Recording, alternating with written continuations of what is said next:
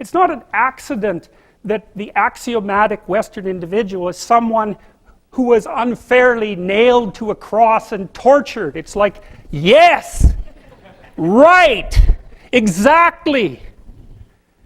So what do you do about that?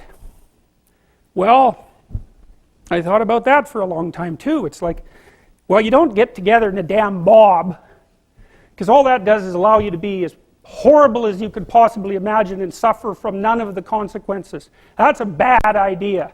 So how about we don't do that?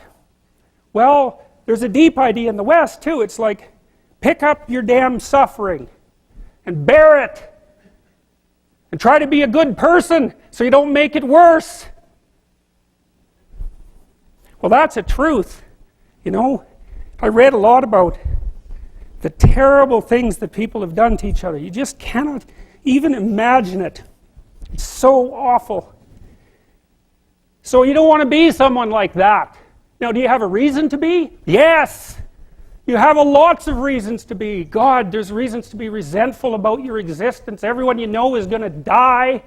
You know, you too. And there's going to be a fair bit of pain along the way, and lots of it's going to be unfair. It's like, yeah, no wonder you're resentful. It's like, act it out and see what happens. You make everything you're complaining about infinitely worse. There's this idea that hell is a bottomless pit, and that's because no matter how bad it is, some stupid son of a bitch like you could figure out a way to make it a lot worse. So you think, well, what do you do about that?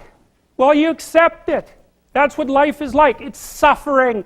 That's what the religious people have always said. Life is suffering. Yes. Well, who wants to admit that? Well, just think about it. Well, so what do you do in the face of that suffering? Try to reduce it. Start with yourself. What good are you? Get yourself together for Christ's sake, so that when your father dies, you're not whining away in a corner, and you can help plan the funeral, and you can stand up solidly so that people can rely on you. That's better. Don't be a damn victim. Of course you're a victim. Jesus, obviously. Put yourself together. And then maybe if you put yourself together, you know how to do that. You know what's wrong with you, if you'll admit it. You know there's a few things you could like polish up a little bit, that you might even be able to manage in your insufficient present condition. And so you might shine yourself up a little bit, and then your eyes will be a little more open, and then you can shine yourself up a little bit more, and then maybe you could bring your family together instead of having them be the hateful, spiteful, neurotic, infighting batch that you're like doomed to spend Christmas with. So then you fix yourself up a little bit, kind of humbly, because, you know, God, you're a fixer-upper if there ever was one. And then you got to figure out, well, can you figure out how to make peace with your idiot brother? And probably not, because he's just as dumb as you, so how the hell are you going to manage that? And so then maybe you get somewhere that way, and your family's sort of functioning, and you find out, well, that kind of relieved a little bit of suffering, although it reduced the opportunities for spiteful revenge, and that's kind of a pain in the neck. And so then you get your family together a little bit, and you're a little clued in then, at least a bit, because you've done something difficult that's actually difficult. You're a little wiser, and so then maybe you could put a tentative finger out beyond the family and try to change some little thing without wrecking it. It's like, our society is complex, and we teach our students that they could just fix it. It's like, go fix a military helicopter and see how far you get with that. It's like, what are you going to do? You're like a chimp with a wrench. Whack! Oh, look, it's better. It's like, no, it's not better. Things are complicated, and to fix things is really hard. And you have to be like a golden tool to fix things, and you're not. So, and that's the other message of the West. It's like, how do you overcome the suffering of life? And I'm not saying it's only the message of the West. How do you overcome the suffering of life? Is be a better person. That's how you do it. Well, that's hard. It takes responsibility. And I think, you know, if you said to someone, you want to have a meaningful life? Everything you do matters. That's the definition of a meaningful life. But everything you do matters. So you're going to have to carry that with you. Or do you want to just forget about the whole meaning thing, and then you don't have any responsibility, because who the hell cares, and you can wander through life doing whatever you want, gratifying impulsive desires for how useful that's going to be, and You're stuck in meaninglessness, but you don't have any responsibility. Which one do you want? Well, ask yourself, which one are you pursuing? And you'll find very rapidly that it isn't the majority of your soul that's pursuing the whole meaning thing, because, well, look what you have to do that. You have to take on the fact that life is suffering. You have to put yourself together in the face of that. Well, that's hard. Christ, it's amazing people can even do it. I'm stunned every day when I go outside and it isn't a riot with everything burning. Because really, God, you talk to people, it's like, I knew this guy, he'd been in a motorcycle accident and it really ruined him, and he was like a linesman, you know, working on the power, and he was working with someone who had Parkinson's disease, and they had complementary inadequacies, and so two of them could do the job of one person, and so they're out there fixing power lines in the freezing cold, despite the fact that one was 3/4 wrecked with a motorcycle accident and the other one had Parkinson's. It's like, that's how our civilization works. It's like, there's all these ruined people out there, they've got problems like you can't believe. Off they go to work and do things they don't even like, and look, the lights are on. My God, it's unbelievable. It's a miracle. It's a miracle. And we're so ungrateful. College students, the postmodern types, they're so ungrateful. You know, they don't know that they're surrounded by just a bloody miracle. It's a miracle that all this stuff works. That all you crazy chimpanzees that don't know each other can sit in the same room for 2 hours sweltering away without tearing each other apart, because that's what chimps do. So, anyways, so what happened? Well, I made some videos and I got to the bottom of some things, at least as far as I can tell, so I told you what the bottom is, and then I got this idea about what you might do about it, which isn't my idea. It's not my idea.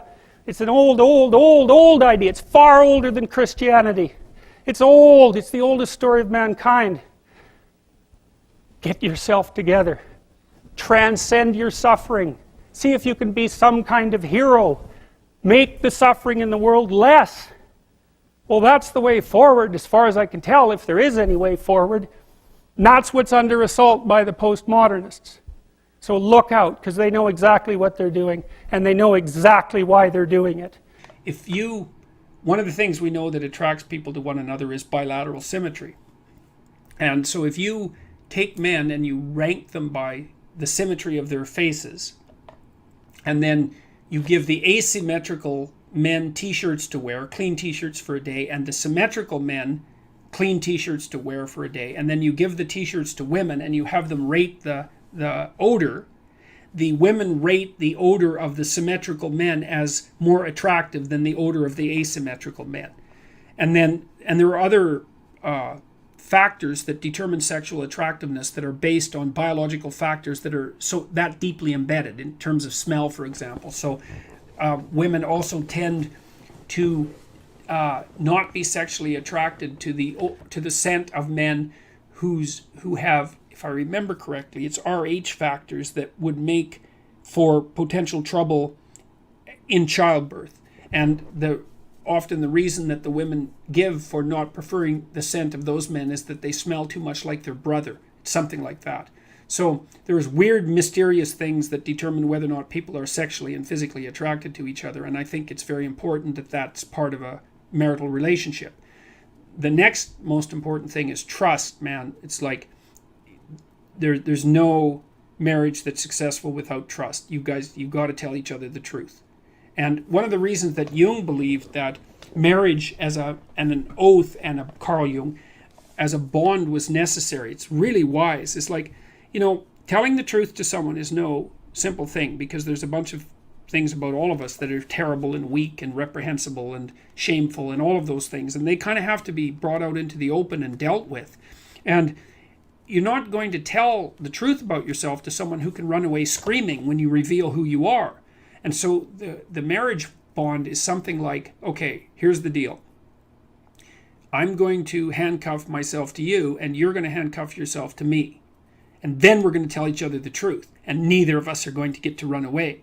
And so once we know the truth, then we're either going to live together in mutual torment, or we're going to try to deal with that truth and straighten ourselves out jointly. And that's going to make us more powerful and more resilient and more and deeper and wiser as we progress together through life. And I think that's absolutely brilliant, because if you leave a back door open, man, you're going to use it, that's for sure. And the oath is there, and this was Jung's commentary on the spiritualization of the human pair bond by Christian marriage, for example, which emphasized the what would you call it, the subordination of both members of the marital union to a higher order personality that was embodied in the figure of the logos. So the idea is that in the Christian marriage, for example, the man isn't the boss and the woman isn't the boss. The boss is the mutual personality composed by the seeking of truth in both of them, and that's conceptualized as their joint subjugation to the logos. And that is absolutely dead on, man. It's like the ruler of your marital life should be your vow to tell each other the truth.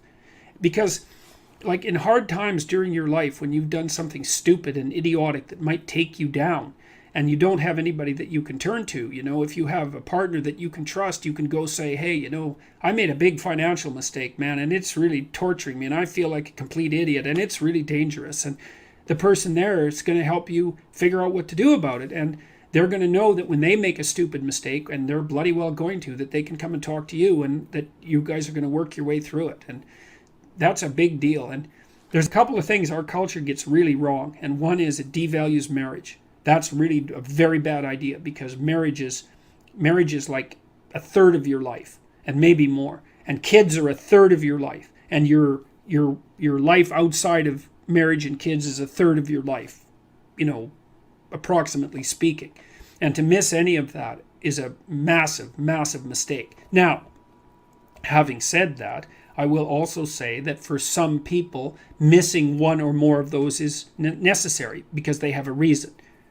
Maybe they're brilliantly creative artists and they need to devote themselves entirely to their career, or they're outstanding in some way, and so they can justify the sacrifice of one part of that triad of being to another part. But generally speaking, it's a very dangerous thing, and it shouldn't be done. And also, kids get an absolutely terrible rap, because kids are delightful if they're well behaved. One of the chapters in my new book is called Don't Let Your Children Do Anything That Makes You Dislike Them. And you can do that, especially if you discuss it thoroughly with your spouse, the person that's helping you discipline the kids. And children are the best company because they're really enthusiastic about everything. They love doing new things. They really love you, so they're happy that you're around. All you have to do is make sure they're not too hot and they're not too cold, and they've had something to eat and they're not too tired, and you don't expect them to stay engaged in something for longer than they can manage. Because we used to take our kids when they were little out to restaurants, for example, and they could sit there no problem and behave really nicely when they were 2 and 3, but they couldn't do it for more than about 45 minutes. You can't push your luck. But I also noticed with little kids is that they got antsy and unreasonable about 5 to 10 minutes before the adults did too. It's just the adults were too stupid to notice. The kids would notice right away. So back to marriage. Well, you look for someone that you're attracted to, that you love, and then you look for someone that you can bloody well trust. And then you tell them the truth. And that way maybe you can get through life, and you can have someone to weave the rope of your being with, and together to make your joint rope stronger, and you can have some continuity in your narrative, and you can have children, and then you can have grandchildren, and like you can have a life, man. And there's nothing. You're so fortunate if you can manage that. And so, okay, so there's that one. So what's my advice to young men seeking a woman for marriage and family? Yeah, well, and also, marry someone you think would be a good mother and that has enough sense, generally speaking, to know that she wants children. Now, some women don't want children, and fair enough. And some women perhaps shouldn't have children. That's also possible. But the general rule of thumb is, especially once a woman's, in her mid-20s, if she doesn't know that she wants children or won't admit it, unless she has a viciously important reason, then she's not oriented properly psychologically. She doesn't know what's important in life. Now, that might also be the case with you, and it probably is, but as a rule of thumb, that's a really good one. Their women are very good in high school, then they go to college, they're very good in college, they nail their damn grades, they do their studying, they get their A's and they ace their LSAT, so they're smart too. Then they go off to do their articling and they're really, really good at it. And then they get offered an associate position and they're really, really good at it, and then by the time they're 30 they make partner, and let's say they're in high pressure, high paying jobs. $250,000 a year, $300,000 a year, $500 an hour. Okay, what's your life like? You work all the time, period. 70 hours a week, 75 hours a week, flat out, and you don't get to make any mistakes. And if your client calls you at 3 in the morning on Sunday, you say, I'm really glad to hear from you, because if you don't, there's some hot law firm in New York that'll take your client from you at a moment's notice. And the client is paying you, whatever, the firm, $750 an hour, of which maybe you get $350, and what they want is an answer about something really complicated right bloody now. And you can say all you want about the fact that women have a difficult time with that because it's a male-dominant patriarchy. Any female lawyer who's hit 30 and is a partner that has any sense at all knows that's complete bloody rubbish. It's market determined right to the core. What happens to the women when they're in their 30s? They all leave the high-end law firms. Why? Because who in their right mind would want to live like that? That's the issue, right? Once you make about $60,000 a year for your family, but let's say for you personally, additional income has zero impact on your quality of life. Zero. So why work 80 hours a week? Well, men will do it, some men, very few. A handful of hyper-competitive men who are obsessed with hitting the pinnacle of the given dominance hierarchy they're in will happily work 80 hours a week, and they'll forego everything else. Relationships, family, children, way in the second category. And so those men are often very difficult to live with too, because they're so obsessed with their career. It's hard to have a relationship with them. And maybe they don't have much of a relationship with their kids, but they're damn good at what they do, and part of that is they're smart and disciplined, and they'll work non-stop all the time. It's like an obsession, and that's the sort of people who run things. Those are the people who run things. Well, they're often also disagreeable too, because you want to manage people? Really? They're not going to like you.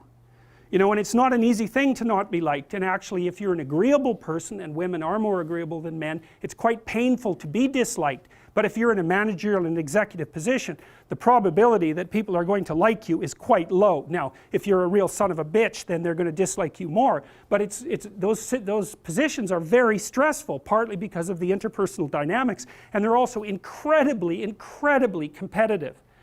So the women hit that at 30 and they're completely qualified, and the law firms are bloody desperate to keep them, because it's really hard to find highly qualified people, especially once you've put all that time into training them, especially if they're also good at bringing in business. The law firms trip over themselves to try to keep them. They can't. The women think, why in the world am I doing this? Why in the world would anyone in their right mind do this? Especially because they're often married by that point too, and generally they've married a husband who makes as much money or more than them. So they don't need the damn money. And so they think, well, there's more to life than this, which is exactly the right thing to think. And so they go and find a job that's 9 to 5 and controllable, so that they can hire a nanny and have some kids and have a life. And it's like, yes, that's the intelligent thing to do. So we've got things backwards in our culture. We're thinking, at least in part, why aren't there more women in positions of power? Wrong question.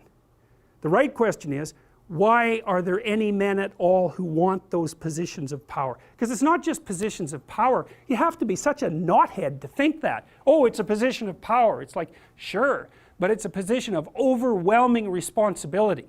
And if you make mistakes, you're done. Right? It's not like you occupy that position of power and everyone does what they're told all the time and your life is easy. It's like, forget about that. People are on your case to do exactly the right thing all the time, 100% of the time. And maybe you want that, and maybe you don't. So I don't know what people think is these people are all sitting in their offices with their feet up on the desk, smoking cigars and oppressing the world. It's like, that isn't how it works. Those people, they work flat out all the time. So, and it's fine if that's what you want, and some people are like that. They're hyper-industrious people, right, from a trait perspective, no matter where you put them. If you put them in a forest with an axe, they just wander around chopping down trees non-stop, right? Because it's built into them. But if you want to have a balanced life, and you should want that, you know, because the other thing you'll find, and this is God's gospel truth, is that the older you get, if you have any sense at all, the more important your family is to you. Like the utility of your career, maybe that peaks around 35 or 40 and it starts to decline pretty rapidly after that. And what happens if you're fortunate, you have someone in your life that you love, that you've woven yourself together with, and you have some kids so that you have something to do from the time you're 50 till the time you're 80. And so it's a real mistake. It's a barren future without children, man, I can tell you that. It's a real mistake. And so we do a terrible job of say, putting that image forward and saying, well, yeah, now, you know, because women have access to the birth control pill now and can compete in the same domains as men, roughly speaking, there is a real practical problem here.